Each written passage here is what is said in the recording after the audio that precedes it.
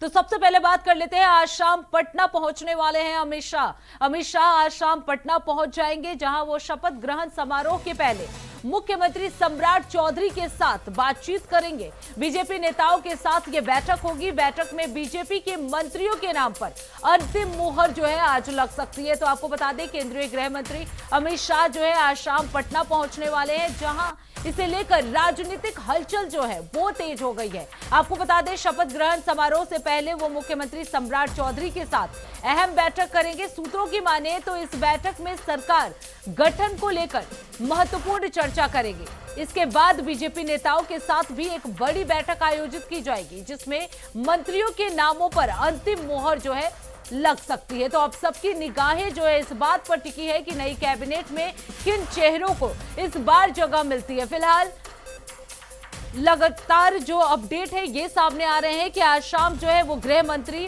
अमित शाह जो है वो पटना पहुंचने वाले हैं, जहां वो मुख्यमंत्री सम्राट चौधरी से शपथ ग्रहण समारोह से पहले एक मुलाकात करेंगे, एक मीटिंग होगी। ये कैबिनेट मीटिंग जो है वो काफी अहम माना जा रहा है, क्योंकि इस कैबिनेट मीटिंग में मंत्रियों के नाम पर अंतिम मुहर जो है वो लग सकती है। तो इसके बाद आपको बता दें, बीजेपी नेताओं के साथ भी एक बड़ी बैठक जो है वो गृह मंत्री अमित शाह जो है वो करने वाले हैं। सूत्रों की माने तो इस बैठक में सरकार गठन को लेकर महत्वपूर्ण चर्चा होगी। इसके बाद बीजेपी नेताओं के साथ भी एक बड़ी बैठक जो है वो आयोजित की जाएगी, जिसमें मंत्रियों के नामों पर अंतिम मुहर जो है वो लग सकती है। तो आपको बता दें, आज गृह मंत्री अमित शाह जो है वो पटना पहुंचने वाले हैं, जहां वो सम्राट चौधरी से मुलाकात करने वाले हैं।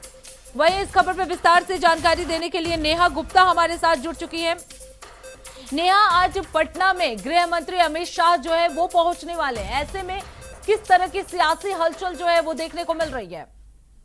जी, बता दें कि 7 तारीख को शपथ ग्रहण समारोह काफी धूमधाम से मनाया जा रहा है, और जिस तरह से बिहार कैबिनेट के विस्तार कल गांधी मैदान में होगा, और इसे लेकर आज अमित शाह केंद्रीय गृह मंत्री बिहार के पटना पहुंच रहे हैं। प्रधानमंत्री नरेंद्र मोदी के इस द्वारा इस समारोह में भाग भी लेंगे, और सुरक्षा को लेकर सभी तैयारियां और जो मंत्रिमंडल का विस्तार की बात कही जा रही है, इसे लेकर काफी प्रयासें तेज हैं।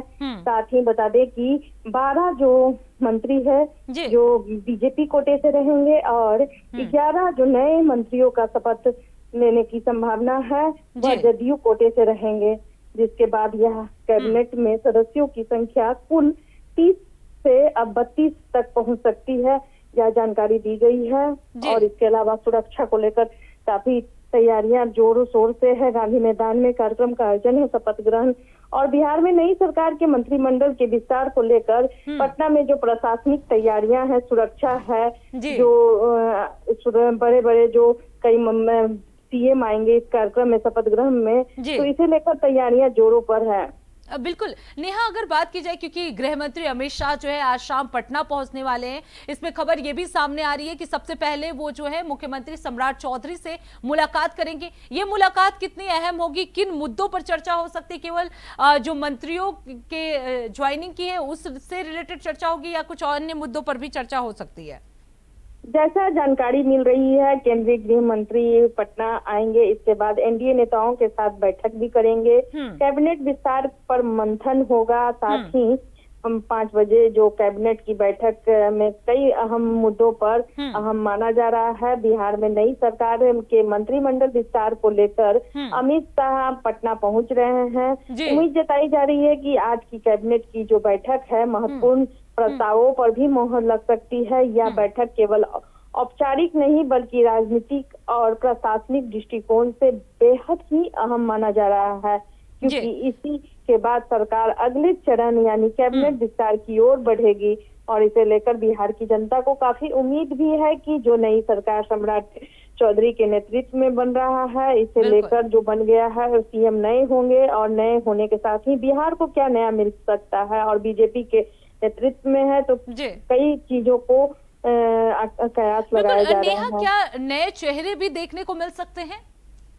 जी बिल्कुल, जिस तरह से पहले तो पुराने जो चेहरे हैं उन पर भरोसा जताया जा रहा है, जी। साथ ही जो शपथ ग्रहण है उसमें कई चीजें शपथ ग्रहण के साथ ही स्पष्ट हो पाएगी, लेकिन जिसे लेकर जो नए मुख्यमंत्री जो सम्राट चौधरी हैं उन पर भरोसा जताया जा रहा है। और जिस तरह से नीतीश कुमार ने भरोसा जताया है, बिहार की जनता भी उनके भरोसे को, जिस तरह से नौकरी की बात है, कई चीजें ऐसे हैं जिसे लेकर लोगों की कयासें काफी है। बिहार में जो विकास की जो धारा लेके जा रहे थे नीतीश कुमार, उसको कितना सम्राट चौधरी आगे तक ले जाते हैं, यह सब सभी लोग उम्मीद जता रहे हैं। जी नेहा, अगर बात की जाए, क्योंकि मंत्रियों के चयन की अगर बात होती है, तो क्या इस बार जातीय समीकरण को भी ध्यान में रखते हुए ये मंत्रियों का चयन किया जाएगा, उसे भी संतुलित करने की कोशिश की जाएगी?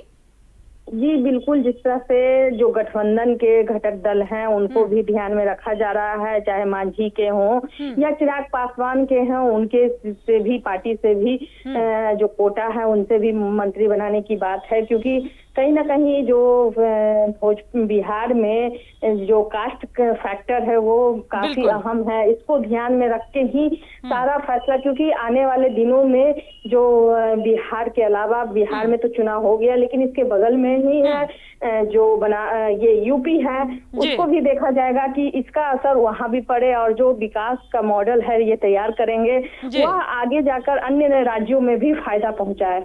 बिल्कुल नेहा, अगर बात की जाए, क्या पार्टी के भीतर किसी तरह की खींचतान या असहमति की भी स्थिति देखने को मिल रही है इस वक्त?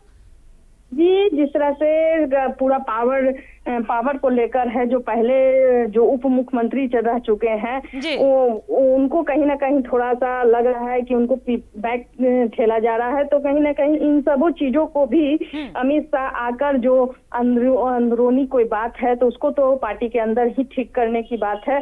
और अगर इस तरह की कोई बात भी होगी तो जो हाई लेवल की मीटिंग है उसमें सॉर्ट आउट कर लिया जाएगा, और सब कुछ ठीक ठाक चल रहा है। जिस तरह से मीडिया में आ रही है, सोशल मीडिया में आ रही है, उस सब चीजों से सम्राट चौधरी पर सभी ने भरोसा जताया है। जी, बहुत बहुत धन्यवाद नेहा गुप्ता इस खबर पर विस्तार से जानकारी देने के लिए। तो आपको बता दें, आज शाम जो है गृह मंत्री अमित शाह जो है वो पटना पहुंचेंगे।